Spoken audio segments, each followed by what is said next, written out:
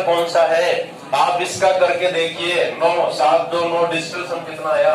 7 2 9 5 4 9 digital सम कितना आ गया? कोई और आंसर है क्या? आंसर कौन सा है? Answer is B number. भाई पीछे बातें चल रही है कि पढ़ाई? 3 2 5 और 1 6, 5 और 2 7 6 4 और 2 6 आ गया। हमें वन डिजिट का बनाना है, बीच में गुणा है तो गुणा कराना है, प्लस है तो प्लस कराना है। और देखिए इसको 7 और 1 कितना हो गया? 8 हो गया। 5 और 2 7, 5 और 2 7। जिसको ना समझ में आ रहा वो उठ के जा सकता, जिसका मन ना लग रहा। इसका कितना आ गया? 2 आ गया। 3 और 1 4, 1 और 1 4 2 नहीं 8। अब हमें पूरे का देखना है, 6 माइनस 8 प्लस 2 प्लस 8 से 8 कट गया, 6 और 2 8। यानी इस क्वेश्चन का डिजिटल सम कितना आ गया? इस क्वेश्चन का डिजिटल सम 8 आ गया। आंसर ऐसा होगा जिसका डिजिटल सम कितना होगा? 6 और 3 तो ये कटा, 9 से 9 कटा, यानी इसका डिजिटल सम कितना है? यहाँ देखा हमने 7 7 14 4 18 8 26 6 2 8 कितना आ गया? 8 आ गया। 9 कटा 7 2 9 कितना आ गया? 4 7 2 9 5 4 9 कितना आ गया? 0 आ गया। यानी आंसर कौन सा है? Answer is B number. समझ में आ गया कि नहीं आया? प्रतिशत के लिए बात नहीं करो भाई, कॉन्सेप्ट अगला प्रतिशत के लिए। जैसे मुझे पता करना है कि ये प्रतिशत में काम करता कि नहीं करता, ठीक है ना? तो हम देखते हैं करता है कि नहीं करता है। जैसे अगर मैं लिख दूं 28%, क्या लिख दूं? एक जगह में लिख दूं 28%, वो एक जगह में लिख दूं क्या? 28। फिर हम देखें इसका डिजिटल सम बराबर आ रहा है क्या? अगर इसका डिजिटल सम बराबर आ गया तो इसका मतलब ये हो जाएगा प्रतिशत लगा भी हो चाहे ना भी लगा हो, कोई मतलब नहीं होगा ना ऐसा। अगर दोनों का डिजिटल सम बराबर आ गया तो समझ जाइए कि ये प्रतिशत में भी अप्लाई होगा। आप प्रतिशत का चिन्ह हटाओ, बटे में कितना आएगा? आएगा ना 8 और 2 10, 0 प्लस 0 कितना आया? और बताइए 1 प्लस 0, यानी इसका डिजिटल सम कितना आया? भाई इसका देखिए, 8 और 2 10 का मतलब 1 प्लस 0, डिजिटल सम कितना आया? तो इसका भी डिजिटल सम कितना? इसका भी कितना? मतलब अगर प्रतिशत लगा है तो प्रतिशत को इग्नोर कर सकते हैं। अगर प्रतिशत लगा है तो प्रतिशत को इग्नोर कर सकते हैं। हम मान सकते हैं कि प्रतिशत है ही नहीं है। क्यों? क्योंकि प्रतिशत का डिजिटल सम पर कोई प्रभाव नहीं पड़ता। हमने यहां सिद्ध करके देखा है, प्रतिशत का डिजिटल सम पर कोई प्रभाव नहीं पड़ता। अगर प्रतिशत लगा भी हो या प्रतिशत ना भी लगा हो तो हमें प्रतिशत से मतलब नहीं है, हमें केवल मतलब है संख्या से। तो ये तो हो गया किसके लिए? प्रतिशत के लिए। मैं कहता हूं किसी में भी अप्लाई करके देख लीजिए। अब हम बात करते हैं दशमलव के लिए। अब हम बात करते हैं किसके लिए? कॉन्सेप्ट अगला दशमलव, डेसिमल के लिए। दशमलव में हम देखते हैं कि ये अप्लाई होता कि नहीं होता। जैसे भाई मैं लिख दूं 2 3.4 5, ठीक है ना? ये लिख दिया और यहां पर मैंने लिख दिया 2345 और हम देखते हैं क्या इसका डिजिटल सम बराबर आएगा। अगर इसका डिजिटल सम बराबर आ गया तो यहां से एक चीज और प्रूफ हो जाएगी कि दशमलव का डिजिटल सम पर कोई प्रभाव नहीं पड़ता। जैसे बेटा हम इसका अगर दशमलव हटा दें 2345 बटे कितना आएगा? 100। इसका आप डिजिटल सम निकालो, 5 और 4 3 और 2 और नीचे का डिजिटल सम कितना है? 1, यानी फाइनल डिजिटल सम कितना आया? इसका आप करके देखिए 3 और 2 5 और 4 क्या हो गया? यानी इसका हमने देखा, इसका भी डिजिटल सम कितना है? यानी हमने यहां से ये चीज प्रूव कर ली कि दशमलव का डिजिटल सम पर कोई प्रभाव नहीं पड़ता। यानी अगर दशमलव लगा है तो हम मान सकते हैं कि दशमलव नहीं है। अगर प्रतिशत लगा है तो हम मान सकते हैं कि प्रतिशत नहीं है। समस्या कोई इसमें? कॉन्सेप्ट लिखिए, लिख लेना है। पता किसका? दशमलव और प्रतिशत का। अब मैं आपको ऐसा बता दूं ऐसा क्यों होता है, तो मैं आपको और बता दूं कि ऐसी प्रत्येक संख्या जिसमें नीचे यानी हर यानी डिनोमिनेटर, अगर हर का डिजिटल सम एक हो जाए, हर का डिजिटल सम कितना हो जाए, एक हो जाए, तो वहां हर जगह हम डिजिटल सम लगा सकते हैं। अब बार में क्यों नहीं मैं बोल रहा हूं, क्योंकि बार में नीचे क्या आता, 9 आता ना, और 9 का डिजिटल सम कितना, 0। 0 का मतलब 0 में भाग, 0 का किसी में भाग करेंगे वैल्यू क्या आएगी, इन्फिनिटी, इसलिए वहां पर डिजिटल सम काम नहीं करेगा। हम डिजिटल सम को वहां लगा सकते हैं जहां हर का डिजिटल सम हम कितना बना दें, 1 बना दें। यदि हर का डिजिटल सम, डिनोमिनेटर का डिजिटल सम हमने 1 बना दिया, तो वहां पर आपका डिजिटल सम अप्लाई हो जाएगा, वहां पर डिजिटल सम अप्लाई हो जाएगा। इसको आप लिखिए, इस कॉन्सेप्ट को लिखिए आप।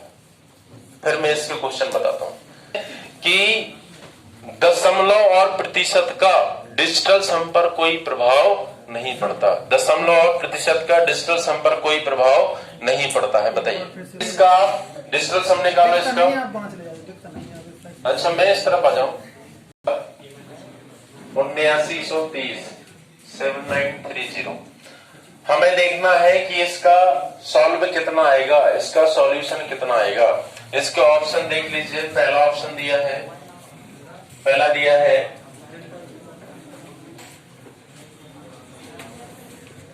5112, 5112। दूसरा ऑप्शन दिया है 4324, 4324, 4324। और इसके बाद दिया है आपका 4112, 4112, 5112, 5154 है, 5154। अब देखें, अब हमें देखना है कि इसको अगर हम सॉल्व करते हैं तो आंसर क्या होगा। इसको हम सॉल्व करते हैं तो आंसर क्या होगा। देखो भाई होशियार है सब लोग, ठीक है ना। अब देखें, अब आपको पता है प्रतिशत हो चाहे ना, ठीक है ना।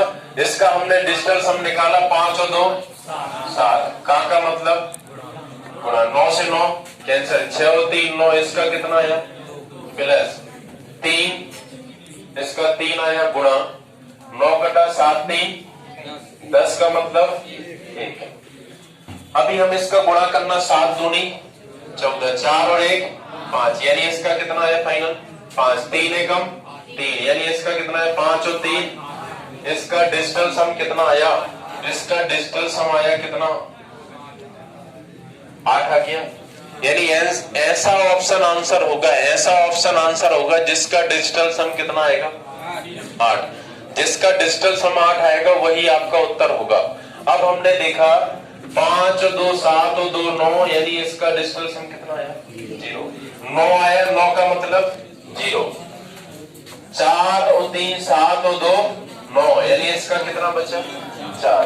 हमने देखा 4 4 1 5 और 6 और 2 आंसर, इसका भी करके देखो 5 और 4 5 और 1, आंसर क्या है सी। क्या कुछ करने की जरूरत पड़ी, क्या कुछ करने की जरूरत पड़ी हमें, क्या इसको सॉल्व करने की जरूरत पड़ी, नहीं पड़ी। आंसर क्या आ गया, आंसर आ गया सी, आंसर आ गया सी। देखा डिजिटल सम का कमाल। अगर आपको इसका ज्ञान है तो सी में आप आसानी से क्वेश्चन कर सकते हैं। प्लस पुलिस 8% का 370, भाई मेरे नजरों के सामने से बस नहीं उठ के जाना, जाना हो तो मैं जब बोर्ड की तरफ देखूं तब निकल जाएगा। इससे teacher 210 minus X equal to 180, 180 equal to 180 हो तो एक्स की वैल्यू फाइंड करना है। एक्स की वैल्यू क्या होगी, find the value of x.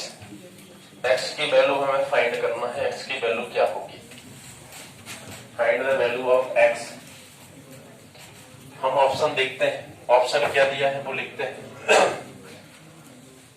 पहला ऑप्शन दिया है क्वेश्चन मैंने, ये तो अब कौन सा तरीका बचा, अब तो हमको इसको सॉल्व करना पड़ेगा। क्या करना पड़ेगा? सॉल्व। अब उसमें आप चाहे जितने तरीके लगाते रहो, लेकिन यदि दो ऑप्शन ऐसे कॉन्ट्राडिक्ट कर गए, दो ऑप्शन ऐसे कॉन्ट्राडिक्ट कर गए तो फिर मजबूरी बन जाती है। हाँ, एक चीज और है कि भाई अब यहाँ और थोड़ा समस्या क्या होगी कि इकाई अंक भी वही दे दिया उसने। इसमें भी क्या है? 8। इसमें भी क्या है? 8 है। यदि इकाई अंक अलग कर देता तो कहीं ना कहीं हम कर सकते थे, ठीक है ना। तो अब दोनों चीजें अपने अपोजिट में होगी। एक तो इकाई अंक समान दे दिया, दूसरा डिजिटल सम समान दे दिया, तो तीसरा उपाय क्या है? इसे हल करना पड़ेगा। क्या करना पड़ेगा? हल करना पड़ेगा। आंसर कौन कौन से बन सकते हैं? बी और डी। कैसा?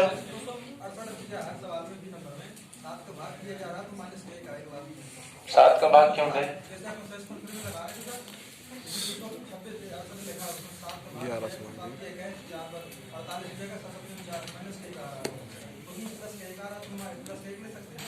ऐसे 7 का भाग क्यों करें?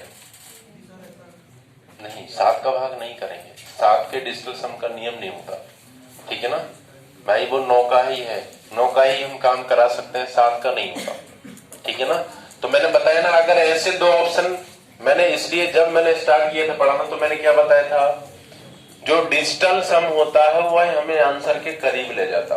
कहां ले जाता? आंसर के करीब ले जाता है, आंसर नहीं देता। आंसर कहां ले जाता? ये करीब तो ले गया, लेकिन उसने 2 आंसर दे दिए। कितने आंसर दे दिए? 2। तो इसमें अब थोड़ा सा आपको भी तो दिमाग लगाना पड़ेगा, ठीक है ना। तो इसको आपको क्या करना है? फिर इसको हल करना है। वो हल कब करेंगे? जब पूरा पेपर सॉल्व हो जाएगा, फिर इसको करेंगे। क्यों? क्योंकि टाइम लगेगा। कर सकते हैं कोई माइनस 39.8 का होल स्क्वायर बराबर x प्लस 1147.69 बराबर x प्लस 1147.69 हो तो x की वैल्यू फाइंड करना है। किसकी वैल्यू फाइंड करना है? x की वैल्यू फाइंड करना है। मैं ऑप्शन लिखे देता हूं। पहला ऑप्शन दिया है हमें 13.6 का स्क्वायर, 13.6 का स्क्वायर। दूसरा ऑप्शन दिया है हमें 12.08। तीसरा ऑप्शन दिया है हमें 163.84। 163.84। चौथा ऑप्शन दिया है 164.24। 164.24। आज रीजनिंग नहीं पढ़ाना, दिमाग से निकाल देना, ठीक है। ये दिया है। अब हमें पता करना है आंसर कौन सा हो सकता, ठीक है ना। अब देखो भाई, पहले तो हम इसका डिजिटल सम निकालेंगे। बहुत बड़ा क्वेश्चन है, अगर वैसे सॉल्व करने को बैठेंगे तो बहुत समय लगेगा, लेकिन हम इसको कर सकते हैं। कैसे कर सकते हैं समझिए। 3 और 2 5 और 1 6 का स्क्वायर 36 का मतलब 6 और 3, यानी डिजिटल सम कितना? 0 आ गया। हमने देखा 8 4 12, 12 और 6 18, 18 का मतलब 8 और 1 9, 9 का मतलब 0, 0 9 का स्क्वायर यानी 0 का स्क्वायर कितना? 0। 9 का मतलब क्या होता है? डिजिटल सम। 9 का मतलब डिजिटल सम क्या है? 9 का मतलब डिजिटल सम 0 है। माइनस 9 तो कट ही गया ना। 8 और 3 11 का मतलब 1 और 1 2 का स्क्वायर कितना? 4 बराबर x प्लस 7 और 1 8 और 1 9, 9 कट गया 6 4 10, 10 का मतलब 1 कितना आया? 1। हमने देखा यहाँ कितना है? 0 0 है। यहाँ कितना है? 1 है। इसको इस तरफ ले आइए, कितना हो जाएगा बताइए? x बराबर 4 और 1 5, माइनस का 5 रहेगा, कोई दिक्कत नहीं है। लेकिन हमें डिजिटल सम कितना चाहिए? हमें डिजिटल सम 5 चाहिए। कितना चाहिए? 5। कोई मैंने गलत तो नहीं किया? 2 3 1 3 2 5 और 1 4 और 6 10, 10 का मतलब 1 और 0 का स्क्वायर यानी कितना आ गया? 1 आ गया। इसको हमने देखा 8 और 2 10 और 1 11, 11 का मतलब 2, 2 का मतलब 2 का स्क्वायर कितना? 4। हमने देखा 6 और 3 9, 8 और 4 12 और 1 13, 13 का मतलब 3 और 1 4, 6 और 4 10, सॉरी ये नहीं कटेगा, 6 और 4, 4 और 2 6, 6 और 4 10, 10 और 6 16, 16 और 1 17, कहीं ना कहीं तो मिस्टेक है। 7 और अब समझना है थोड़ा सा लॉजिक। आपने देखा इसका डिजिटल सम किस में आया? माइनस में। इसका डिजिटल सम किस में आया? माइनस में। देखें थोड़ा समझिए, जब डिजिटल सम माइनस में आ जाए, जब डिजिटल सम किस में आ जाए?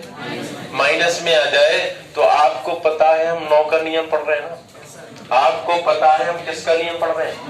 आप जानते हैं यार कितना कहलाया? 9।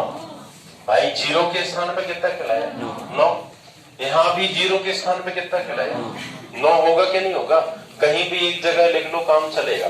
या मैं सीधा सीधा आपको समझा दूं, यदि डिजिटल सम माइनस में आ जाए, यदि डिजिटल सम माइनस में आ जाए, तो उसको हमें 9 में से घटा के लिखना है।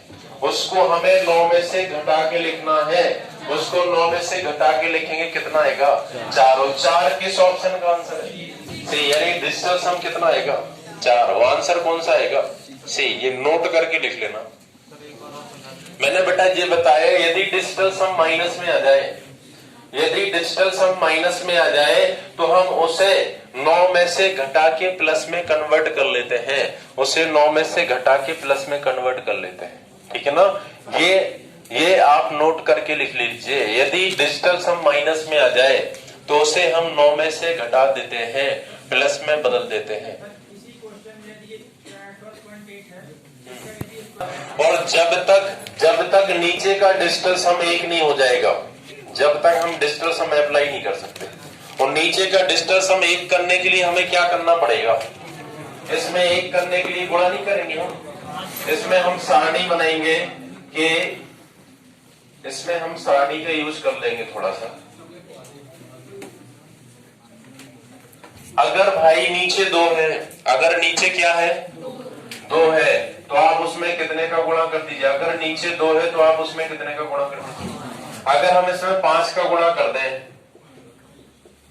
5 का गुणा कर दें अगर हम इसमें, तो 5 दूनी 10, नीचे कितना आ गया? 10। 10 का मतलब डिजिटल सम कितना? अब ये इसकी नीचे वाली कहानी खत्म है, हमें केवल किसका निकालना?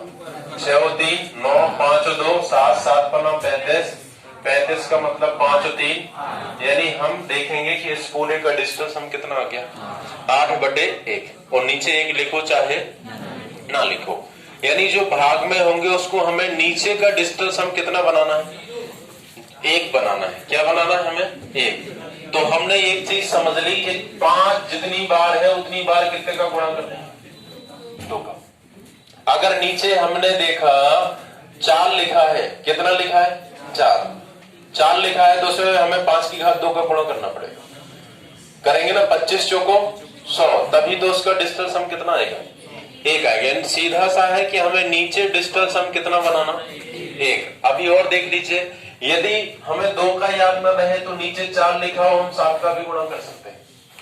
7 चौको 8 और 2 10 का मतलब डिजिटल सम कितना? 1। हम इसको भी कर सकते हैं, ठीक है ना? अगर नीचे 8 लिखा हो, नीचे 8 लिखा हो, तो हम उसमें 8 का भी गुणा कर सकते हैं। नीचे यदि 8 लिखा हो, तो 8 का मतलब क्या है? 2 की घात 5 की घात 3 का भी गुणा कर सकते हैं। 5 की घात कितने का गुणा कर सकते हैं? क्योंकि हमें पता है 2 गुणे 5 की घात कितना हो जाएगा? 3, यानी 10 की घात 3 का मतलब है कितनी बार 0? ऐसा भी कर सकते हो। यदि नीचे 8 लिखा है, तो 8 में 8 का गुणा करो, कितना आएगा? 64 का मतलब कितना? 6 और 4 10 का मतलब डिजिटल सम कितना? 1। तो ये सारणी अप्लाई करना है।